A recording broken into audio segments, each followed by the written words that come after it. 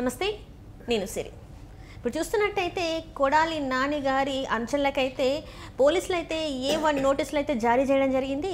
మరి దువ్వాడ గారు అరెస్ట్ అవుతారనుకుంటే దానికన్నా ముందు కొడాలి నాని గారి అరెస్ట్ ఉండబోతుందేమో అన్న వార్త కూడా ఇప్పుడు సోషల్ మీడియాలో కనిపిస్తుంది. మరి దీనికి సంబంధించి మరిన్ని విషయాల్ని మనకు తెలియజేయడానికి మనతో పాటు ఉన్నారు ప్రముఖ సీనియర్ జర్నలిస్ట్ దుర్గా కుమార్ గారు. నమస్కారం సార్. నమస్తే మా సిరి, మన వీక్షకులు కూడా నమస్కారం సార్. ఇప్పుడు చూస్తుంటే నిన్న మనం చూసుకున్నట్టయితే దువ్వాడ గారి మీద కేసు పెట్టడం జరిగింది. ఇంకా అరెస్ట్ అవుతారేమో అనుకుని ఇంకా ఆయన నెక్స్ట్ అని అనుకున్నాం. కానీ అనూహ్యంగా ఇప్పుడు కొడాలి నాని గారి పేరు వినిపిస్తుంది. ఆయన అనుచరులకు కూడా ఇప్పుడు పోలీసులు అయితే నోటీసులు 41A అయితే నోటీసులు జారీ చేయడం జరిగింది. ఇప్పుడు మరి కొడాలి నాని గారి అరెస్ట్ ఖాయమనే లేకపోతే ఏంటంటారు? ఇప్పుడు అనూహ్యమే లేదు. మా కొడాలి నాని అరెస్ట్ అనేది గత చాలా కాలంగా అనుమానిస్తున్నారు, ఎప్పుడైనా జరగవచ్చు అని నియోజకవర్గంలో ప్రజలు అనుమానిస్తున్నారు, వైఎస్ఆర్సీపీ కార్యకర్తలు కూడా అనుమానిస్తున్నారు. తర్వాత కొడాలి నాని ఒక ఫాలోయర్ని అస్సాంలో కూడా అరెస్ట్ చేసి తీసుకొచ్చారు గతంలో. అది రావి వెంకటేశ్వరరావు గారి వస్త్ర దుకాణం మీద పెట్రోల్ బాంబులతో దాడి చేశాడు అతని పేరు శివ ఏదో ఉంది అతని ఫాలోయర్ పేరు. అంటే వాళ్ళు ఎంత అనుమానించబట్టి అంత దూరం పారిపోయారో మీరు ఆలోచించండి. అట్లాగే ఇప్పుడు దుక్కిపాటి శశిభూషణ్ అని, పాలడు రాంప్రసాద్, గొర్రెల శ్రీను అనే వాళ్ళ మీద కూడా 41A నోటీసులు గుడివాడ పోలీసులు ఇచ్చారు. వీళ్ళు చేసింది ఏంటంటే బలవంతంగా అప్పుడు ఉన్న వైఎస్ఆర్సీపీ వాలంటీర్ చేత రాజీనామా చేయించి తర్వాత మళ్ళీ మేము వచ్చిన తర్వాత మీకు ఇస్తాము, ఇప్పుడు మీరు ప్రభుత్వానికి పనిచేయొద్దు, దాని మూలన ప్రభుత్వ కార్యక్రమాలన్నీ స్తంభింపజేయాలనేది వాళ్ళ ఆలోచన. రెండోది వాళ్ళని వైఎస్ఆర్సీపీ పార్టీ ప్రచారానికి వాడుకోవాలని.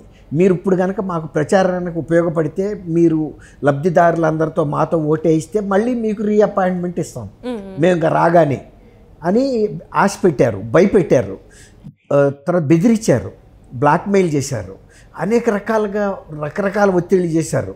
ఒక రకంగా ప్రలోభ పెట్టారు కూడా, డబ్బులు కూడా ఇస్తామని, ఆ ఉద్యోగంతో పాటు ఈసారి శాలరీలు పెంచుతామని. అట్లా ఇవన్నీ కేసెస్ ఉన్నాయి. రెండోది ఏంటంటే వీళ్ళు లిక్కర్ గోదాముల మీద దాడి చేశారు, ఏపీ బేవరేజెస్కి చెందిన లిక్కర్ గోదాముల మీద. వాటి స్టాకును కూడా ధ్వంసం చేశారు. బహుశా నా గుర్తుండంతవరకు ఏంటంటే ఇది ఆ లిక్కర్ గోదాము ఉన్న భవనాలు వీళ్ళ ప్రత్యర్థులకు చెందినవి. అందువల్ల వాళ్ళ హయాంలో వాళ్ళ ప్రత్యర్థులకు చెందినవి కాబట్టి పడ్డారు, పడి ఆ ధ్వంసం చేశారు. దాంతోపాటు లిక్కర్ బాటిల్స్ని, అక్కడ ఉన్న రికార్డుని కూడా ధ్వంసం చేశారు. ఓ రకంగా వీళ్ళు ఈ లిక్కర్ బాటిల్స్ని ధ్వంసం చేయటం కూడా ఏంటంటే అంటే ఉన్న స్టాక్ని మ్యానిపులేట్ చేయటానికి, అక్కడ ఏమి లేకపోయినా కూడా ధ్వంసంలో పగిలిపోయినట్టుగాను ధ్వంసమైనట్టుగా రికార్డు సృష్టించుకోవటానికి. అప్పుడు ఒక జేసీ మీద, అప్పుడున్న బెవరేజెస్ కార్పొరేషన్ ఎండి మీద కూడా కేసు రికార్డ్ అయింది, నమోదైంది వాసుదేవరెడ్డి మీద. అప్పుడు జేసీగా ఉన్న లేడీ ఒక ఉన్నారు, మాధవీలతారెడ్డి, అందులో కూడా వీళ్ళ మీద కేసు అయింది. తర్వాత ఈయన చంద్రబాబు నాయుడు గారి మీద, తర్వాత మరీ ముఖ్యంగా లోకేష్ బాబు మీద, తెలుగుదేశం నాయకుల మీద, మరి ఈయన నేను ఉమా మీద, కొంతమంది మీద, పవన్ కళ్యాణ్ మీద టార్గెట్గా అతి జుగుప్సాకరమైన, అసభ్యకరమైన, అభ్యంతరకరమైనటువంటి వాళ్ళ కుటుంబ సభ్యుల మీద కూడా చాలా వ్యాఖ్యలు చేశాడు. మరి చంద్రబాబు నాయుడు గారిని అయితే రాజకీయ పరంగానే కాకుండా వ్యక్తిగతంగా కూడా అటాక్ చేశాడు. అసలు ఆయన కుప్పంలో గెలవడని, ఒకవేళ కనుక కుప్పంలో కనుక ఆయన గెలిస్తే ఆయన బూట్లకి నేను పాలిష్ చేస్తానని కూడా సవాల్ ఇసిరాడు. మరి పాలిష్ చేశాడా లేదా తెలియదు, కుప్పంలో మాత్రం ఆయన గెలిచాడు. ఈయన గుడివాడలోనే ఓడిపోయాడు. ఆయనకి ఎంత గుడివాడ తను గెలుస్తానని ఒక గుడ్డి నమ్మకం అంటే, ఇక గుడివాడలో తను తప్ప ఇంకెవరు నామినేషన్లు ఎవడేస్తాడు, నాకు వంశీకి వ్యతిరేకంగా, గన్నవరంలో వంశీకి, ఈయనకి గుడివాడలోనూ ఎవరు వ్యతిరేకంగా నామినేషన్ కూడా దాఖలు చేయరు అనేటువంటి ఆత్మవిశ్వాసం, అతి విశ్వాసం ప్రదర్శించేవాడు. అంటే గుడివాడంతా నా సొంత ఆస్తి, గన్నవరం వంశీ సొంత ఆస్తి, మేమిద్దరం అంటే వీళ్ళు మహానాయకులు అనే ఉద్దేశం మీద విర్రవీగాడు. ఇందిరాగాంధీ గారు లాంటి వ్యక్తి, ఎన్టీ రామారావు గారు కూడా కలవకుర్తిలో ఒకసారి ఓడిపోయాడు.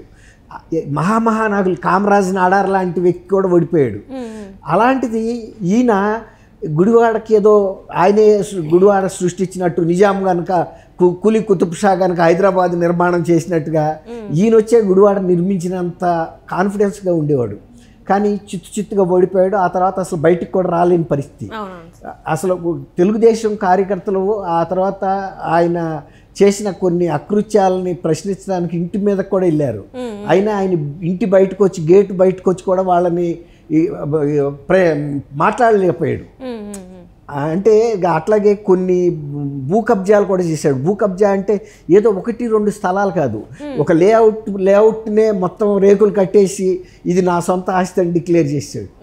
అంటే అప్పుడు అంతగా సాగింది ఆయన ఆట వైఎస్ఆర్సీపీ గవర్నమెంట్లో. అంటే థియేటర్స్ కూడా ఆయన కబ్జా చేసింది మనం చూసాం కదా. మొత్తం థియేటర్స్ ఆయన పోస్టర్సే పెట్టుకోవడం మొత్తం అంతా. ఎప్పుడైతే ఎలక్షన్స్లో రిజల్ట్ వచ్చిన తర్వాత ఆ థియేటర్ ఓనర్ వచ్చేసి అవన్నీ తీసేసి మళ్ళీ అంతే పవర్.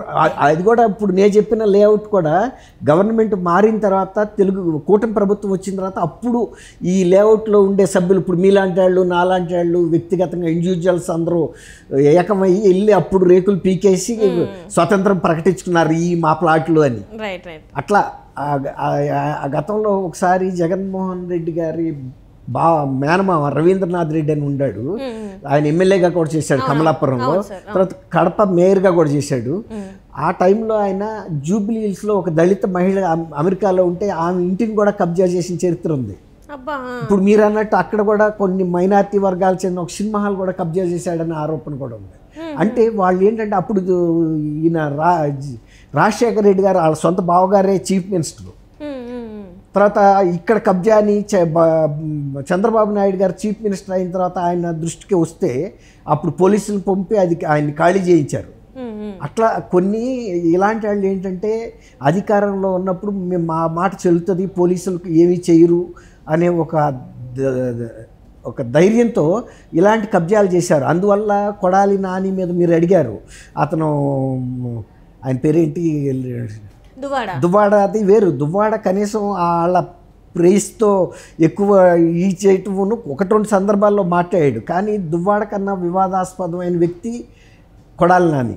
అందులో కొడాలి నాని ఏంటంటే రాజధానికి దగ్గరగా ఉండటం, ఎప్పుడు పడితే అప్పుడు వీళ్ళందరి మీద వ్యక్తిగతమైన దుర్భాషలు ఆడటం వలన బాగా ప్రచారంలోకి ప్రాచుర్యంలోకి వచ్చాడు. కానీ దువ్వాడ ఏంటంటే ఆ అమ్మాయితో రీల్స్ చేయటం, ఇలాంటి కుటుంబంలో అంతర్గత తగాదాలు అది. కాబట్టి కొడాలి నాని అరెస్టే త్వరగా జరుగుతుంది, అది తర్వాత జరగదని కాదు. ఇది అత్యంత ఎమర్జెన్సీగా ప్రజలు కూడా ఎదురు చూస్తున్న అంశం ఇది. Right sir, right. Thank you so much. Thank you అమ్మ సిరి, మన వీక్షకులు కూడా.